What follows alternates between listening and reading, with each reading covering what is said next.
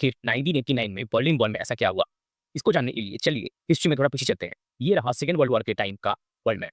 यहाँ पे आप येलो कलर में जो कंट्रीज देख रहे हैं, ये सभी एलाइड पावर्स हैं।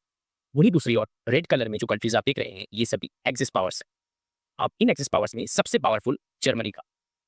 सेकेंड वर्ल्ड वॉर में जब एलाइड पावर्स ने एक्सिस पावर को हरा दिया था, तो उन्होंने जर्मनी को 4 हिस्सों में डिवाइड कर लिया और जर्मनी के 4 अलग-अलग हिस्सों में 4 अलग-अलग एलाइड पावर्स रूल कर रहे थे। अब आपके दिमाग में आ रहा होगा कि अगर एलाइड पावर्स ही रूल कर रहे थे, तो यहाँ पे दिक्कत कहाँ पे था?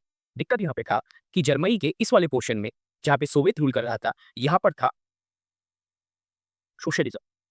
वहीं दूसरी ओर बाकी के तीनों जगह पे था कैपिटलिज्म। चलिए अब लौट आते हैं जर्मनी पर। ये रहा जर्मनी का मैप और ये रहा जर्मनी का कैपिटल बर्लिन। यही कैपिटलिज्म और सोशलिज्म के बीच का डिफरेंस धीरे-धीरे इतना बढ़ता चला गया कि सेकेंड वर्ल्ड वॉर के बाद इसी डिफरेंस ने दुश्मनी का रूप लेकर कोल्ड वॉर शुरू कर दिया। अभी इसी कोल्ड वॉर के चलते जर्मनी के कैपिटल बर्लिन को भी 2 बराबर हिस्सों में डिवाइड कर लिया गया, जहाँ पे वेस्ट में कैपिटलिज्म था और वही दूसरी ओर ईस्ट में सोशलिज्म। अभी ईस्ट में जहाँ पर सोशलिज्म था, लोग वहाँ पे इतने ज़्यादा परेशान थे कि उन्होंने धीरे-धीरे ईस्ट से वेस्ट की ओर भागना शुरू कर दिया।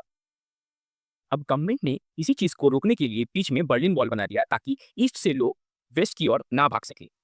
और 1989 आते-आते लोगों के बीच में फ्रस्ट्रेशन इतना बढ़ चुका था और वो सोशलिज्म से इतना ज़्यादा परेशान हो चुके थे कि उन्होंने डिसाइड किया कि वो अब बर्लिन वॉल को खुद जाके तोड़ देंगे और उन्होंने बर्लिन वॉल को तोड़ना स्टार्ट कर दिया और ईस्ट और वेस्ट बर्लिन के बीच का डिफरेंस खत्म हो गया और इसी के साथ कोल्ड वॉर भी खत्म हो गया और उसी के कुछ सालों बाद कुछ ऐसे लगातार इवेंट्स हुए कि यूएसएसआर भी खत्म हो गया।